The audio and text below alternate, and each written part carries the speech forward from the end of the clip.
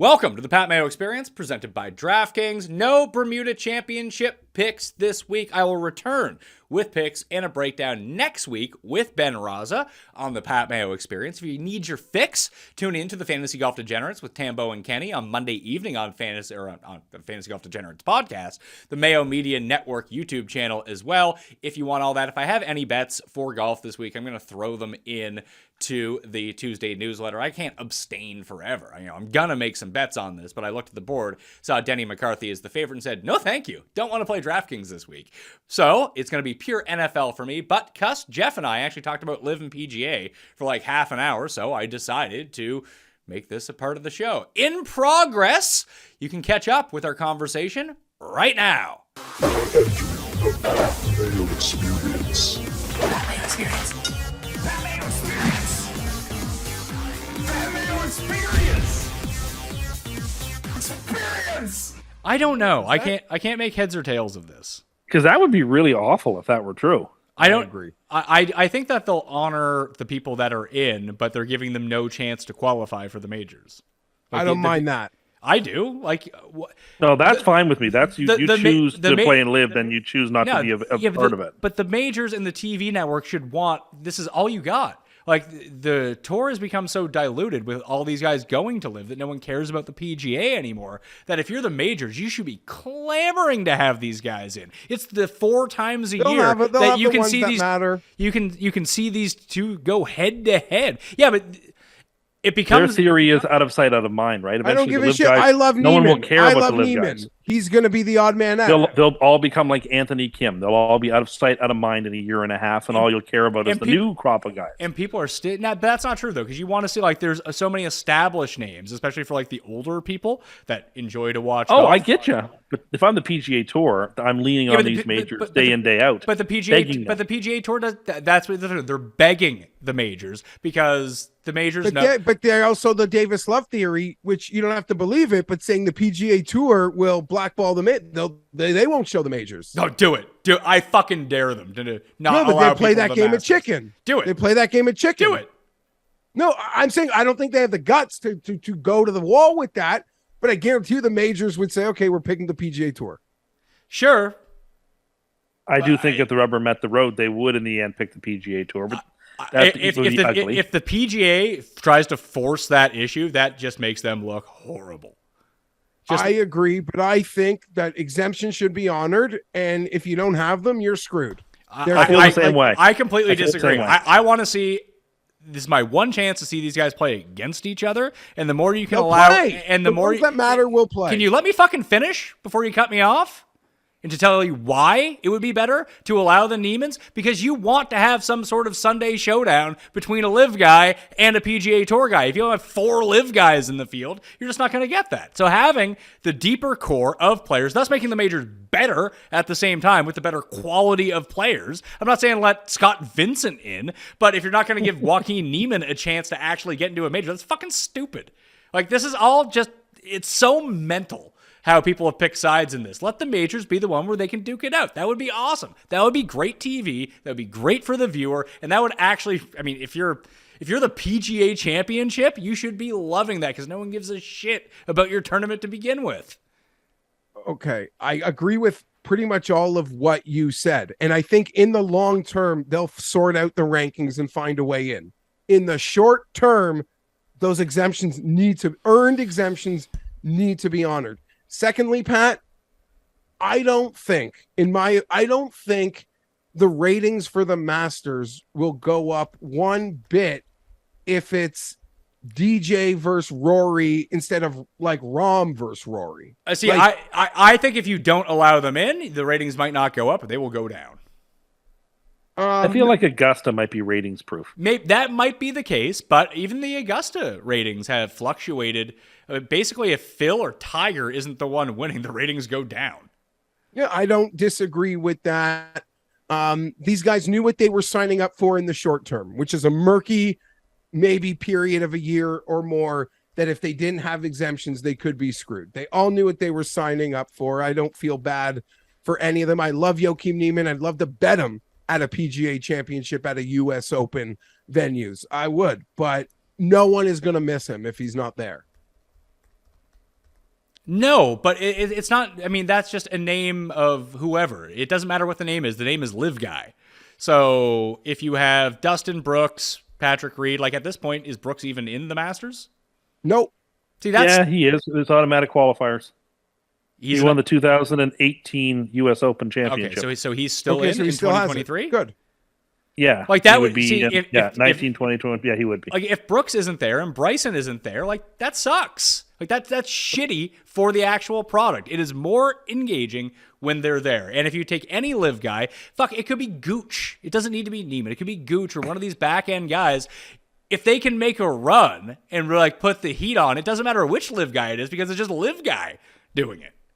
And then that's the story. I'm just saying, I don't think Sunday at the majors, like ratings are gonna like, oh my god, you gotta tune in. There's a live guy chasing him down. I think the people who are watching are watching. Yeah, but I think that's the more compelling story to all of this. That becomes the story. I do think it would help ratings if there was a live guy that the PGA guys had to go chase down, or vice versa. Like if it was Rory and the next 4 guys on the leaderboard are all live guys, like that's a really compelling. I don't think anybody is watching a major who wouldn't already be watching a major because of a live player is playing well. I can see each major taking its own approach, right? I would suspect the U.S. Open and PGA will be open to all comers. I think the British Open is the least likely to let the live guys in, and the Masters are a real wild card. All exemptions need to be honored. Oh, previously earned exemption, yes. But once you like any your grandfather exemption not be honored, and I could even see the majors maybe making an amendment on future exemptions. You are exempt, but if you go there, we have now the future right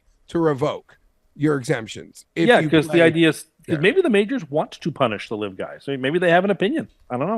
At least maybe some do.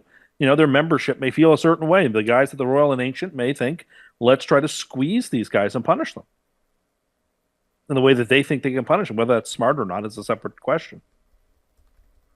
Dustin Johnson, I've grown to like him more since his move to live. He is, of all the elite, like high-end, like his name never showed up on a lawsuit. He's never said a word. He doesn't cry and complain that the world rankings are dragging their feet. He knows exactly what he did. He knows exactly what he signed up for. My respect for him has almost grown immensely in seeing how some of these other guys have behaved since going or spoken. I just find, like, listen, the pro live people that you like to fight with on the internet, like, I doubt they're even real people. They're not. They're not. Then why are you fighting with them?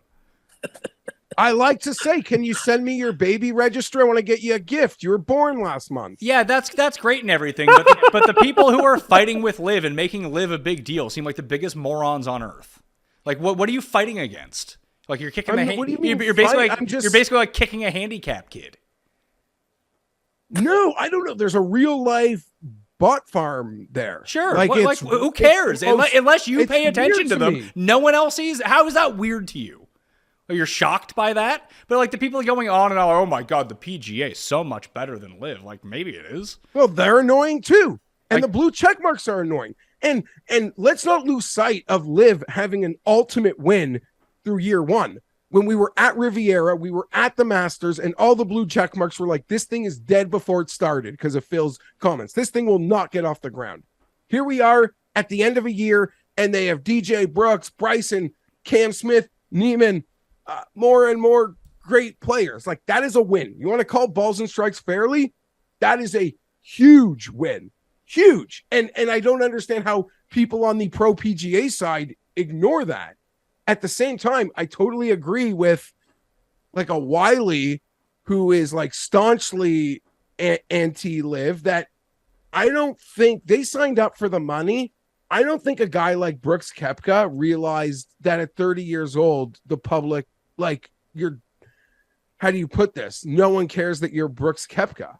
Like, no one cared anyway. I feel like the online golf Twitter community thinks golf's a whole much bigger deal than it actually is. 100%. People complaining about the TV and a lot of it. It's so the people that golf and DFS, like, they've invited us into the broadcast, but we make up such a small number. Like that community thinks it's so much bigger than it is. It is so minuscule. They would be humbled to know how small and irrelevant they are. This all ends one way, that the PGA can recover and is going to beat LIV into the ground eventually, no matter the unlimited pockets of the Saudis for the LIV.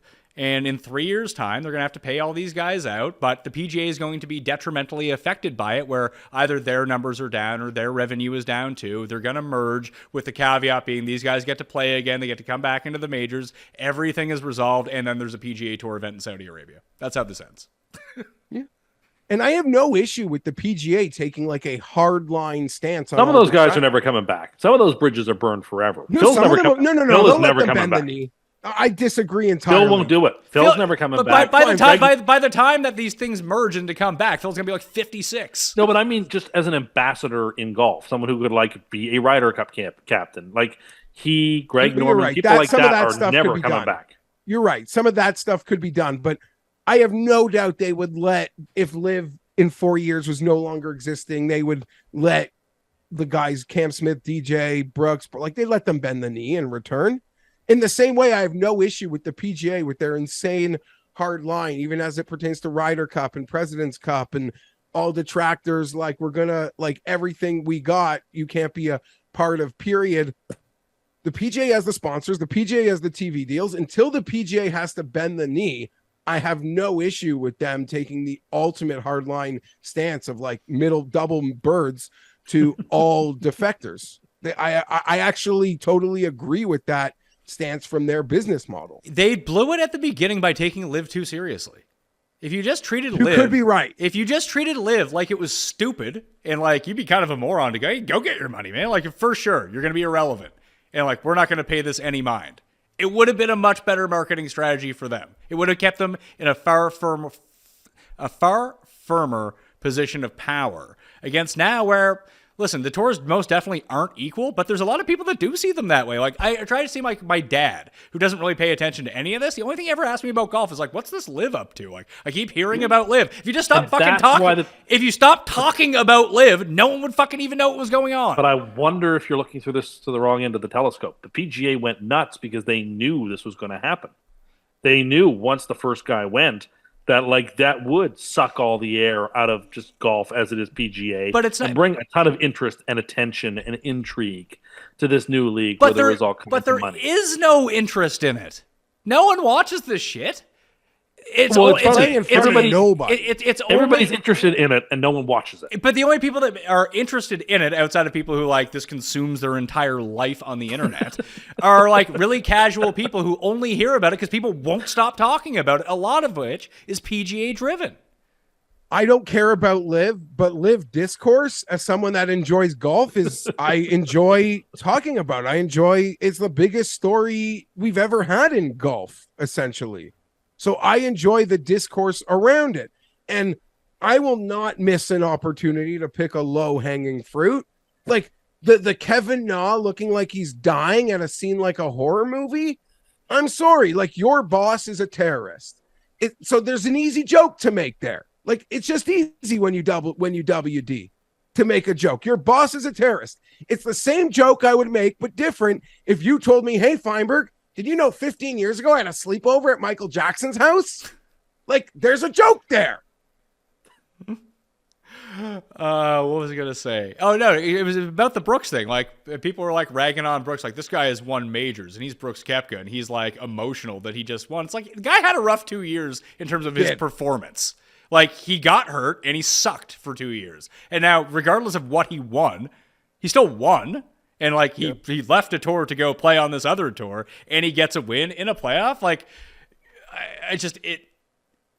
if he had won the John Deere Classic, let's say, against a bunch of fucking scrubs or something like that, and he got emotional because of it, and I mean, as emotional as Brooks gets for this sort of thing, people be like, oh, man, like, they just want to rag on him because it's the LIV, but it's still a human interest story, to me at least. Like, hey, I'm happy. The guy kind of persevered through injury. He won something. This is good for him. I can see I can see why he's happy. I get that you wouldn't care, but do you care that he got like he was not necessarily choked up about it, but it did seem to mean something to him?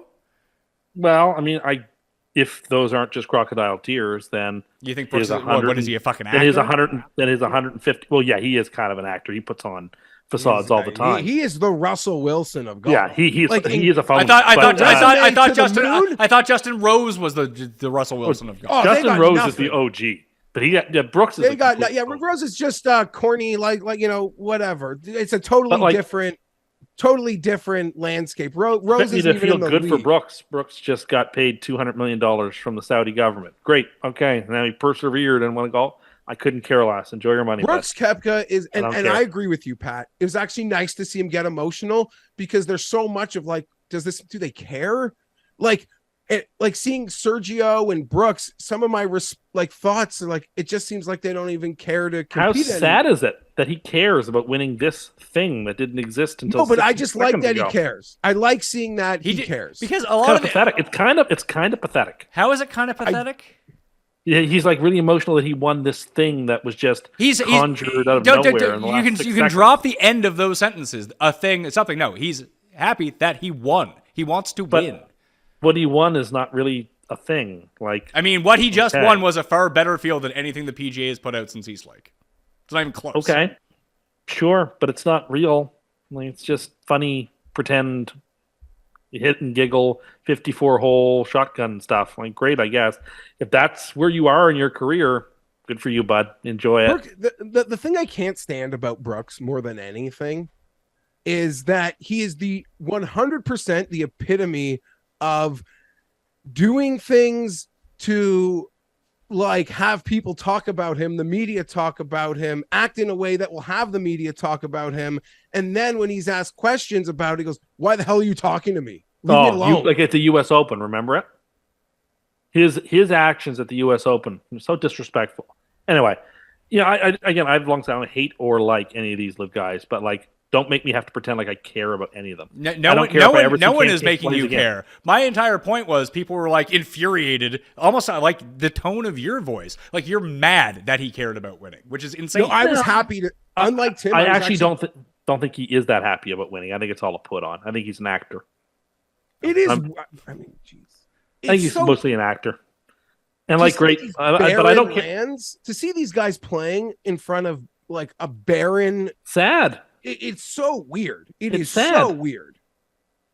Like whatever, but enjoy it. Like I don't care if I ever see him in a tournament they can't again, even pay. Shouldn't they pay people to show up? Yeah, you think you think they would pay actors, the Brooks Koepkas of the world, to show up and watch this? And then they have these celebrations with fireworks, and there's like 8 people like cheering them on. That it's supposed to be like crowds of fans, and 8 of these people are just LIV employees. Oh, but I will say that at Doral, they're gonna get a ton of people to go. That could be real fun, and I'm excited to see Doral, and I'm enjoying seeing some of these courses. And you know what? I bet it last week, Pat, and I had money on Paul Casey. And you know what he did when he was tied for the lead? He 3-putted from 25 feet. Classic Paul Casey stuff. If anyone's wondering what Paul Casey's up to, it's everything you always knew. That's what I can say about that. Certainly. And guess what? I don't have any doubts it'll probably be better. Like they can improve on things that they were shit at. They're still at their infancy stage. Like I don't doubt that they will improve their fields and their product. And there's rumors they'll probably end up on Fox because content is everything. And are you going to go to LIV Toronto next year? I would go. Is there a LIV Toronto? Just to check it out. I think I would go. I imagine it'll be at the Abbey because they aren't playing the Open there anymore. I'm sure that's where you'll go. Now there's a place it was rumored. Not too far. PGA Toronto or something like Toronto Country Club or something. Well, there's TPC. No. There's TPC Toronto. It could be there. Yeah, but isn't a TPC like a PGA affiliated thing? Anyway, I know that Toronto was mentioned as a LIV site. I don't think that's like official though, is it? No, it's not official. But I would 100% go to walk beside DJ for 5 holes and then Bryson or Brooks and Cam Smith. Like, I love golf. You're giving me a chance to see these guys up in the flesh. I'm going to go. I would also think just a lot of people that it's funny because a lot of people that I've talked to who have gone to these things, like they don't really care. They love golf, obviously, and they don't necessarily care about the LIV Tour, but they did say the fan experience is great. Like it's actually pretty entertaining to go to and it doesn't take all day, which like with the PGA stuff, like there's so many people there at some of these events and they're all watching the one guy that you want to see. Like even when we were in Phoenix, like it was fun to go to that, but I don't know if I'd want to go to 4 days of that. Would you? No, that's fair, but I also don't want to go to P.T. Barnum and the Ringling Brothers circus called the Live Tour Golf Experience either. I mean, it's I don't just know. it's just like it's 18 holes. I think of it would golf. just, I don't know, I'd feel wrong being there. Like, I don't, people go if they want to go. All power to them. It would feel like I shouldn't be here. Like, there's something wrong and like just weird about this whole thing. And I don't want to give it my support. I don't want to crush it, but I don't want to support it. You're not wrong. It's like at this moment, like I don't hate. Well, I can't stand Brooks, but I don't hate any of the players for going. No, I don't hate them, but I also have no like. I don't care if But I I ever see don't Cam care. Smith play I don't again. care if in the short term they are squeezed out of a major or two. Like that Exactly. doesn't bother me one bit. It doesn't bother me at all. It bothers me because I want the majors to really mean something, and I think they mean a lot less if these guys aren't there. Like I don't think it's, that will I all don't think get it's a sorted pinnacle of out. competition. That world golf ranking, it'll all get sorted out. Well, then In blame the Liv for that. Then blame the Liv guys for that. In the No, short term, I'm gonna blame the majors for it because they're the ones really holding this up, and it's to their best interest to allow these guys to play. It makes it a more compelling product, and it has all of the best players here. Here's the issue of what LIV has done to the PGA Tour. We haven't talked about golf between the three of us for, 2 months, 3 months now? And the only thing that we're talking about is not a super field on the PGA Tour. We're still talking about LIV. The only I time I love the thought about it discourse. the last month or two was when I saw Ricky was reading after 3 holes of the Zozo. I was like, oh, that would be a fun story. But yeah, Liv is like taking a knife and shivved. So you and Kevin Hart, or you and Kevin Clark discussed it. We have 2 AAA leagues now. Yeah, well, actually, we have a AAA league and a single A league, but some of the but you have names in the single A league where you'd have like the hot prospects in baseball in the single I'm A league. concerned that this could result in like real trouble for golf. Like this might not be recoverable. This might be like fatal. I don't know. I hope not. I sure as heck hope not. I don't But- know. See, people always talk about golf. This as could be being fatal. boxing. To me, golf is like, in their audience being too old and those people die. It's like the water. That golf audience is as replenishable as anything. We all know people who couldn't stand golf. They grow up to like golf, and in the end, No, but I they're mean the over dynamics 50. of the 2 leagues, Jeff. That will just cause because both leagues have been The watered down so same poorly events- that like the same events that people sat down and watched in the past, they will sit down and watch in the future. The same events they laughed at and ignored and made fun of the fields, they will do that again in the future. we'll see. Will people will watch Augusta? They'll watch the Players. Will they watch the Genesis if it's 60% of what it used to be? Yeah, if it's 60% and Tiger isn't playing, is anyone really going to care? No, probably not. And like that does nothing but injure the sport of golf. And I don't see a path forward to resolving this short of one of the two sort of like coming down on bended knee and making concessions. And if both stick to their corners and are stubborn, we, the fans, lose everything because the sport becomes significantly marred and it becomes potentially irreparable. And this will all get fortunately for the PGA Tour, their new contract just kicked in with TV. Like that, the LIV actually did them a service. They didn't start this like 2 years ago or something before that contract was up, because the PGA would not have gotten the type of money that they got if this was still going on as a part of the negotiations. And then they would have to strongly consider doing something to rectify this problem, because it's the quality of the field. Like you're just missing too many good guys. And that, what do I care about the Farmers Open if like nobody good is playing?